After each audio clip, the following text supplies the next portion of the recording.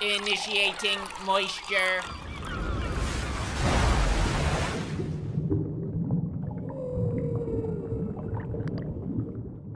It's the moist meter, making you wet. Today we're looking at a movie I've been extremely excited about, Incredibles fucking 2. The first Incredibles is my favorite Pixar movie. It's my favorite animated movie ever made, and I'm not just looking at it through rose-tinted vaginas.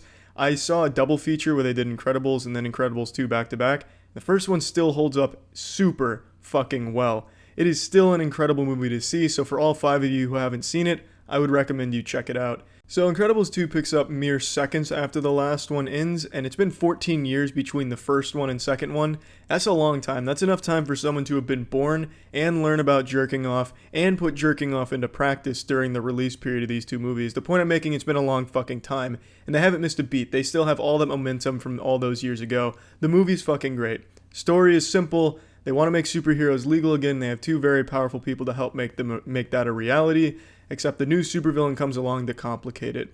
It's a very simple story that's able to deliver a very fun ride for the audience. It allowed them to introduce a lot more supervillains with some really cool superpowers to lead to a lot more super fucking fights, which is always nice to see from this. There's a really badass fight scene between Jack and a raccoon. Jack has this myriad of powers that he unleashes all on this raccoon who's able to match his every move, and it leads to a really entertaining fight. One that blows everything the DC universe has put on the big screen out of the water. All of that CGI, shit show, shit blaster, awful bore snooze fest action in DC movies was destroyed by Incredibles 2 Jack vs. Raccoon fight alone. That fight was able to match a Marvel fight scene. It was really fucking good, and all the fight scenes are for the most part. This is the rare sequel where it met my expectations for it. It was able to meet 14 years worth of hype and expectations, which is a fucking tall order. That's like Jesus being revived for a 3rd time. Jesus Mark III comes to Earth and people are satisfied. Yep, that's the Jesus I wanted to see. That's about right. That looks about right. Met my expectations. That's amazing. It is really fucking incredible what they were able to do here with this sequel. I was expecting to be disappointed, but I wasn't at all. I walked away extremely satisfied with what I watched. And it's Pixar, so as you would expect, the voice acting is second to none. All the performances are delivered the best way they possibly could to bring the characters to life in this beautiful world. However, I have to say, this movie doesn't have the same type of impact the first one had. The first Incredibles was a fucking game changer. That turned the world of animation on its asshole.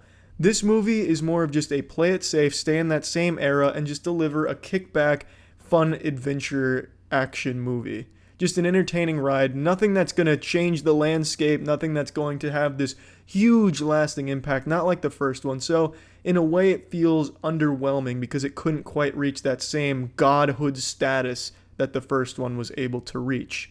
Incredibles 2 isn't a, damn, that just changed everything. It's more of a, damn, that was a refreshing sequel. But damn, is it a real refreshing sequel. It kept the spirit of the first one alive. Everything the first one did is emulated in the second one, and it even borrows some of the same themes and plot points a little bit, but that's not a huge negative thing. You would kind of expect that since it picks up literally right where it left off. But I'm very, very happy with how the sequel turned out. I really am, and I don't think too many people are going to be disappointed by Incredibles 2, so I'm just going to go ahead and plug this shit into the moist meter. I'm giving Incredibles 2 a 90%. I do think it's a fantastic fucking movie that just falls short on living up to what The Incredibles 1 was able to achieve. It does everything Incredibles 1 did, and it keeps it up here. It keeps all that momentum, but it really does feel more just like, we've seen this before. We've seen this now from a lot of other animated movies. Back when Incredibles 1 came along, we'd never seen anything like it. Now it's more, this is fun, we've seen it before, but I'm still having a lot of fun seeing it again. Which isn't a bad thing, and it's still a really, really good movie that is absolutely worth seeing 100 fucking %. See ya.